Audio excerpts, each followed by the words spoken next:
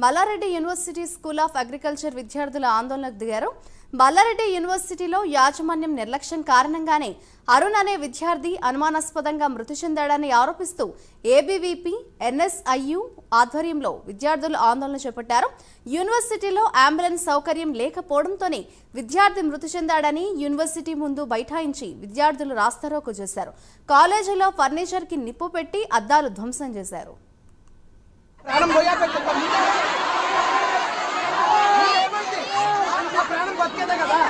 ఏం చెప్తారు ఆ రోజు ఏమడిగారు మీరు అకామిడేషన్ వాళ్ళ రూల్ అని అడిగారు మీరు అడగలేదా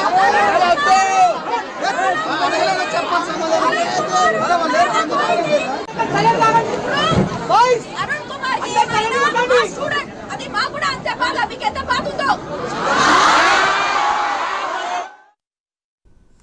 Mallareddy university school of agriculture లో విద్యార్థులు రాస్తారోకో చేశారు. ఇదే అంశంపై మరింత సమాచారాన్ని మా ప్రతినిధి కుమార్ అందిస్తారు.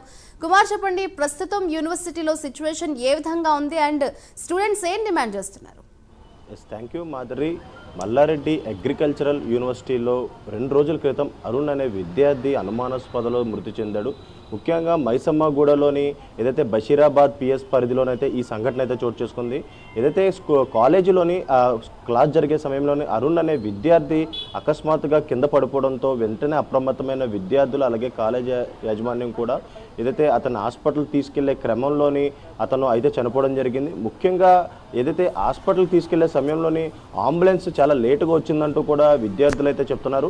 ఈ నేపథ్యంలోనే అంబులెన్స్ లేటుగా రావడంతో ఆ విద్యార్థి చనిపోయాడంటూ కూడా విద్యార్థులు అయితే మొత్తానికి అక్కడ ఉన్న విద్యార్థులు అయితే చెప్పడం జరుగుతుంది. ముఖ్యంగా ఈ రోజు మరొకసారి ఏదైతే కాలేజీ యాజమాన్యం నిర్లక్ష్యం అలాగే అంబులెన్స్ కాలేజీలో లేటుగా రావడం వల్లే విద్యార్థి చనిపోయాడంటూ కూడా ఏబీవీపీ ఎన్ఎస్యుఏ కార్యకర్తలు అలాగే విద్యార్థి సంఘ నాయకులు కూడా ఆందోళన అయితే చేపడుతున్నారు. అలాగే మరొక పక్క దీనికి సంబంధించి రాస్తారోకో అయితే నిర్వహిస్తున్నారు. ముఖ్యంగా విద్యార్థి చనిపోవడంతో ముఖ్యంగా ఏబీవీపీ కావచ్చు ఎన్ఎస్యుఏ నాయకులు కావచ్చు వీళ్ళందరూ కూడా ఏదైతే ఆ అగ్రికల్చరల్ యూనివర్సిటీలోని ఫర్నిచర్కి నిప్పట్టి పూర్తిగా ధ్వంసం అయితే చేశారు. అలాగే మరొక పక్క దీనిపై ఇప్పటికే బషీరాబాద్ పిఎస్లో కూడా కేసు అయితే నమోదు చేశారు.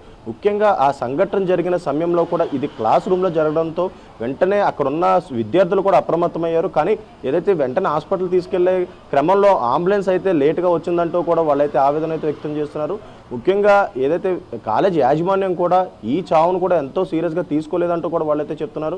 ఎందుకంటే ఈ యూనివర్సిటీలో సుమారు 2000 మంది విద్యార్థులు ఉంటారు. ముఖ్యంగా మల్లారెడ్డి యూనివర్సిటీ అంటే కూడా మంచి పేరున్న విషయమే. ఈ నేపథ్యంలోనే ప్రతి చోట కూడా అంబులెన్స్లు కూడా చాలా అవైలబిలిటీలో ఉంటాయి. కానీ ముఖ్యంగా ఈ సంఘటన జరిగిన సమయంలో కూడా ఏదైతే అంబులెన్స్ ఫోన్ చేసినా చాలా ఆలస్యంగా వచ్చిందంటూ కూడా ఏదైతే కాలేజ్ యాజమాన్యం కావచ్చు అలాగే కాలేజీపై పూర్తిగా ధ్వజమైతే ఎత్తుతున్నారు. ముఖ్యంగా చూసుకున్నట్టయితే ప్రస్తుతం ఏబీవీపీ నాయకులు కావచ్చు లేదంటే ఎన్ఎస్యుఏ నాయకులు కావచ్చు విద్యార్థి సంఘ నాయకులు వీళ్ళందరూ కూడా ప్రస్తుతం రాస్తారోకో అయితే నిర్వహిస్తున్నారు.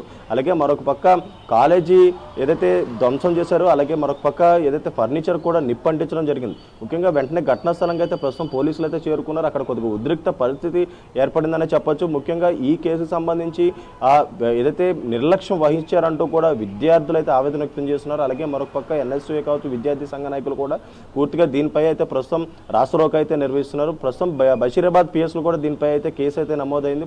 ముఖ్యంగా ఆ విద్యార్థి ఎందుకు చనిపోయాడు అనేది అయితే ప్రస్తుతం ఇంకా బయటకు అయితే రాలేదు. దీనిపై పూర్తి విచారణ చేపడుతూ కూడా పోలీస్ వర్గాలు అయితే తెలియజేశాయి. Madhuri. Right, thank you Kumar.